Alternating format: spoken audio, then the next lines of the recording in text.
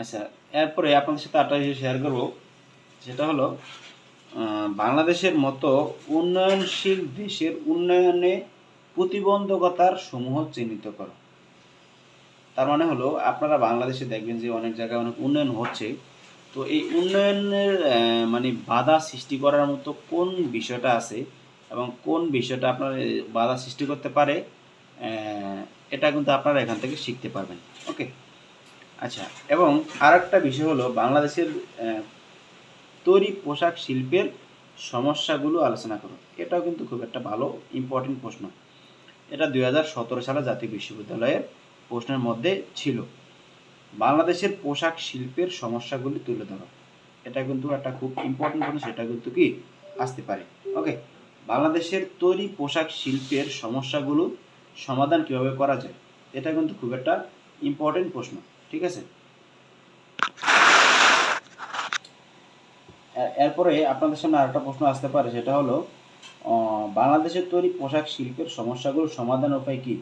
এর আগেরটা ছিল সমাধান প্রশ্নগুলো আলোচনা করা, এবং এটা হলো সমাধান আলোচনা। তার মানে দুইটা প্রশ্ন কিন্তু একই উত্তর একই সব, কিন্তু আপনি যদি চান তো এটা কিন্তু একইভাবে লিখতে পারেন, বা প্রশ্ন দেখে কিন্তু ঘাবড়াবেন না, একই প্রশ্ন একই উত্তর। ঠিক আছে, বাংলাদেশের পোশাক শিল্পের বিকাশের ধারণাসমূহ আলোচনা করো। বাংলাদেশের পোশাক শিল্পের যে আলোচনাগুলো করা হয়েছে সেগুলো কিন্তু আপনারা চাইলে খুব অল্প সময়ে বা 10 মিনিট বা 15 মিনিট যদি ভিডিওগুলো দেখেন তাহলে হয়তো আপনারা বুঝতে পারবেন, কারণ আমি ডিটেলসে আলোচনা করেছি প্রশ্নগুলোতে।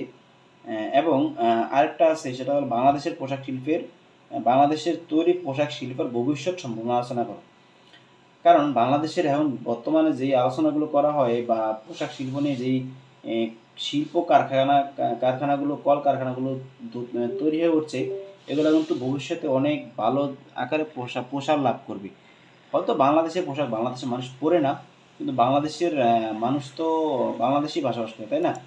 কিন্তু অন্য অন্য দেশের রপ্তানি করতে গিয়ে বাংলাদেশের মানুষ কিন্তু সেই পোশাক কিন্তু কি পরতে পারে না বা পরে না। ওকে, যেমন এখন বলতে গেলে দেখা যায় যে আমরাই বাংলাদেশের মানুষেরা অন্য জায়গায় পোশাক কিন্তু সেল করে দিই, কিন্তু নিজেরা আমরা পরি না। ওকে, ওই জন্য একই কথাটা বললাম।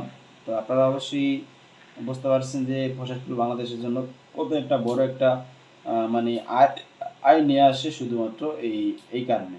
ঠিক আছে, তা আমাদের আরেকটা ক্লাস আছে, সেটা হলো লাস্ট ক্লাস আমি আপনাদের সামনে অনেক তখন ক্লাস হবে না, সেটা কিন্তু আপনাদের রিভিউ ক্লাস, আমি আপনাদের সাথে কিছু কথা বলবো।